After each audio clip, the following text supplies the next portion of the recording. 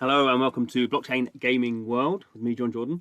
So for this video, I thought I'd have a look at what was going on the Polygon blockchain.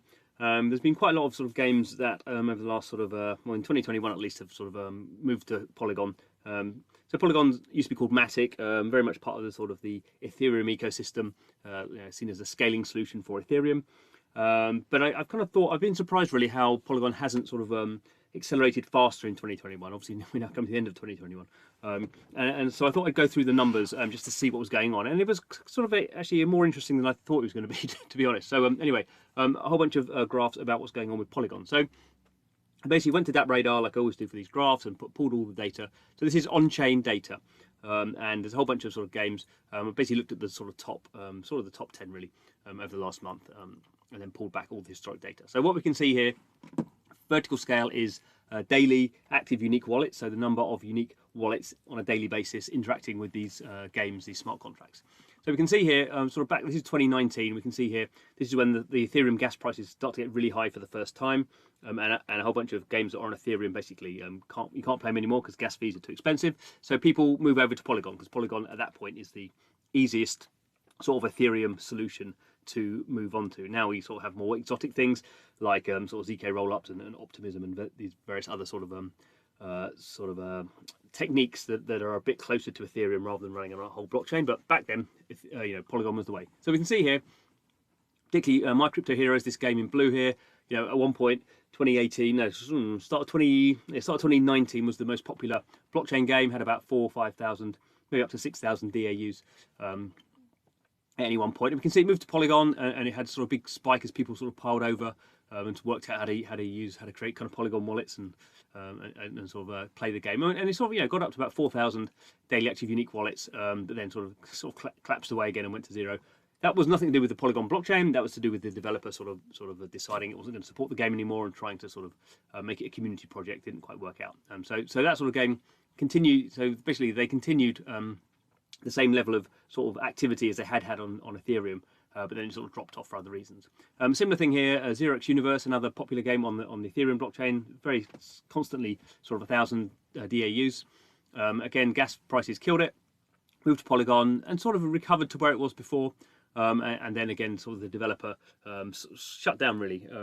They sort of ran out of money, and so this sort of game again sort of went to zero. So this kind of 2019, 2020 sort of period of time is basically games moving from Ethereum to Polygon, and for various reasons those games not really scaling, not doing anything very different to what they saw on Ethereum. So I think that's one sort of key trend. And then we see these sort of new games coming out. So we can see here, let's have a look what we've got. We've got Z-Run in green here. So this is this horse racing game that got sort of very popular kind of earlier in the year. You can see got up to about 2,000, almost 2,000 daily active unique wallets. It's a game where you can own NFT horses and breed them and then race them, and then people can sort of gamble on those horse races as well. So it's sort of two elements. Again, we can see sort of it peaked. There's lots of excitement around it. The NFT prices sort of spiked, and now it's sort of gone. That's fallen away quite a lot. So maybe a couple of hundred daily active unique wallets at the moment. And then we have Arthur Gotche, which is a super interesting sort of DeFi, GameFi, I guess you can call it, sort of game where you have these sort of Tamagotchi type things which have DeFi tokens in them, and you can buy sort of accessories for them, and there's various sort of nurturing things you can do there. It's not really as we would consider like a core game by any means, but it's been quite successfully supported by the community. So we can see here a big spike when they did these sort of minting launch sort of things, up over 3,000 DAUs, drops back down, minimum of 1,000, and now it's back up to 2,000. So there is a sort of community there. There is a strong community, just not a very large one, I think. And some of those assets are fairly expensive sort of assets. So there is something going on there, but it's clearly not mass market. And sort of Polygon, to me, the idea was, Ethereum's great for holding these very high value items, but you can't go mass market on Ethereum. So you're going to go to something like Polygon, which is much easier in terms of sort of throughput, and it's much faster blockchain, lower gas fees. So that's sort of where we can go mainstream. It sort of hasn't happened yet. So the best example we have is Rev. So Rev Racing from Animoca Brands. Animoca Brands pretty powerful in the space. They had this game that was originally so the Rev token launched with F1 Delta Time on the Ethereum blockchain, but they've sort of spanned it over different blockchains, and they got this new game, sort of like a track racing game, and they've airdropped a whole bunch of cars to people, NFTs. So again, this is the most successful sort of Polygon game and it's peaked up to over 6,000. So in a sense, it's pretty good. It's quite early on, still quite volatile. So we'll see how that plays out. But this is like in terms of Polygon success stories. This is sort of the best we've got. We've had these sort of games these legacy games that have sort of died for other reasons. Nothing else has sort of picked up. Revs Racing seems to be the one that has done it. Then we have this. So you have the Polygon games. This is the same graph, but we've just added this new thing here in. So Arc8 is a sort of a hyper casual blockchain gaming platform. And it's a mobile thing, so you download it, and it has this cryptocurrency called Gamey, and you can sort of earn that and sort of wager it and stuff. So you sort of play these games against other people, and whoever wins sort of gets these tokens. So I won't go into all the details. But what was interesting here was it sort of launched with this sort of token distribution. They called it mining. It wasn't mining in the sense of crypto mining, but basically you came back, you sort of downloaded the app, and you sort of hit mine, and it mined, or it basically gave you some tokens for 24 hours. You slowly sort of built up these tokens. You had to, every 24 hours, come back and press the button again to mine. You weren't mining, you were just getting this token allocation. If you had, you could sort of boost your progress by using referral codes. You know, it's a typical sort of stuff we've seen. It's basically a way of distributing the Gamey token. And we saw here that, you know, this went through the roof. And so this suddenly, the Polygon blockchain was really busy for the first time ever, really, but certainly when it comes to gaming. So we had over 250,000, a spike here of over 250,000 wallets on a daily basis. It was sort of limited. You couldn't earn up a whole bunch of tokens. The maximum I think you get was 25 if you got all these referral things in. I think I didn't do it that well. I got about one and a half tokens. So you could earn sort of something. A token's worth about, I can't remember, like 5 cents or something. So it's not a bunch of money. But a whole bunch of people doing this, and then basically sort of went down to zero because they switched off that mining thing. And now you can see that people actually playing this thing. It's called, I can't even remember what it's called. Let me look it up on my phone. So yeah, so it's called, you do know play it called, it's called the Arc8 app, but it's sort of the app has sort of moved now to something where you sort of play the mini games in it rather than just you can't mine the token anymore. So there are still people playing it. So we can see like 50,000 at a peak here, but this sort of thing was very sort of localized, sort of a viral sort of situation, because basically they were giving away, you know, small amounts of money for free because of these tokens. We can see here these are these other games on Polygon. Just, you know, they can't even see them. So let's put it on a log scale. Log scale just sort of breaks up the vertical scale, so it's not it's a log scale, not a linear scale. So we can see here basically nothing on Polygon sort of got over 10,000 daily active unique wallets until this Arc8 thing came along and burst through 100,000. So okay, so we can see what's going on there with Polygon. So let's have a look. How does that compare to other sort of projects? So this is maybe not a, I don't know, I'm trying to think of a good comparison, and one I just kind of thought was, let's look at a game that has shown real sort of mass market virality in 2021. So that game that I've chosen is Splinterlands. So the Splinterlands and Alien World, I guess, are the two really. It's also the Axie Infinity, but a lot of that stuff's off chain. So Splinterlands runs on the Hive blockchain. It's like different blockchain to Polygon. Obviously, it's not nothing to do with Ethereum, but so there is a slight sort of disconnect there, I suppose. But this is a game that for a long time this is just the 2021 time frame here for the pink on Splinterlands, and it was the most popular blockchain game. It had about 8,000 up to 10,000 daily active unique wallets, and then they basically switched on this token.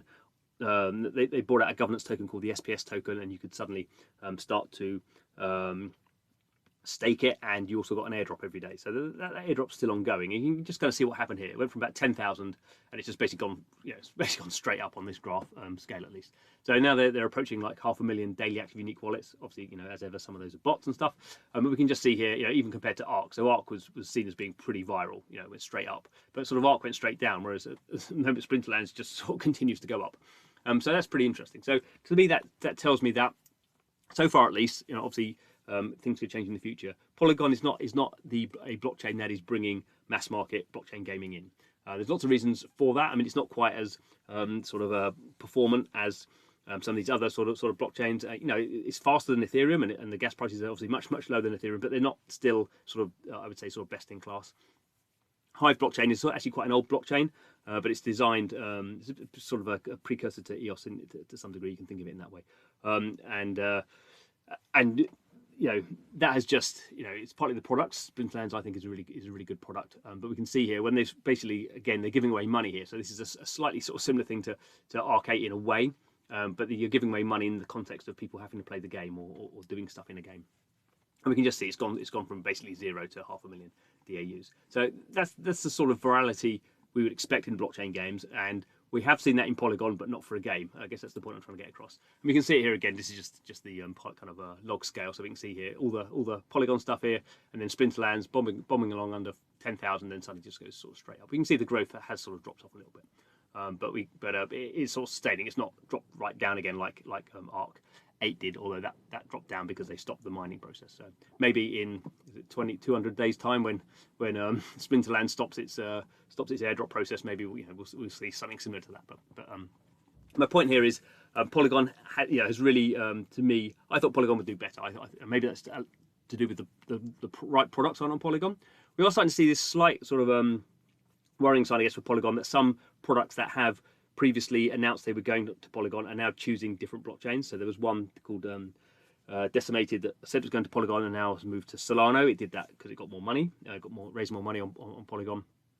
And then there's another game that announced it was on Polygon and then it was moved to Immutable X. So Immutable X is the underlying blockchain for the Gods Unchained game and various other ones, which is kind of more tightly linked to Ethereum. So that was that Embersword has announced it's moved. So there's still some big projects on Polygon. So there's sandboxes on Polygon. There's stuff still to be sort of announced on there. Still to go live on there. So I don't think, I'm not writing off Polygon. I'm just saying, I thought it would do better in 2021. And we can kind of see, I guess, the final graph. Put it all together. So this is a graph of all the games we looked at on Polygon plus Arcade, on this log scale. And we can see here, just compared to all of those, Splinterlands just still beats them. So that's the really virality there. And I think it sort of does go to show. At the start of this year, I would have said, definitely we would have some of the big blockchain games would be on Polygon. That was clearly what we were expecting. We were expecting things like Polygon, maybe some of the other, maybe Solana. I mean, nothing's launched on Solana yet. That's the problem. These things take time. But this was, I think, 2021 was a good opportunity for Polygon to get some stuff out there that was going to go mass market. And the best we've sort of seen is Rev Racing, which is has about 10,000 daily active unique wallets. It's a game to play. It's okay, but it's clearly not captured the imagination in a way that other blockchain games have. And I think in blockchain world, things move very fast, and I think you get a certain opportunity. And I think developers probably now, if they're looking to do a game, are not looking to Polygon in the way they were a year ago. I think they are now looking to stick with ETH, because now with Ethereum you have these sort of ZK rollup, optimistic rollup sort of solution going on there, which are now going live. You have stuff like Solana, whether stuff like who knows, Cardano or Near or Harmony or Algorand will be big in 2022. Not sure. They're not very game focused at the moment, but I think this is an opportunity for Polygon that has been missed, and I think they have to sort of. I'm sure that there's stuff to go live, and I think Sandbox will be a big one. But it's not what I expected. I guess that's what I'm saying in the video. Anyway, thanks for watching. Not investment advice, clearly. Just some numbers and some discussion around that. If you think I'm wrong, let me know in the comments. Let's have a discussion about that. But anyway, thanks for watching this one. See you again soon. Bye for now.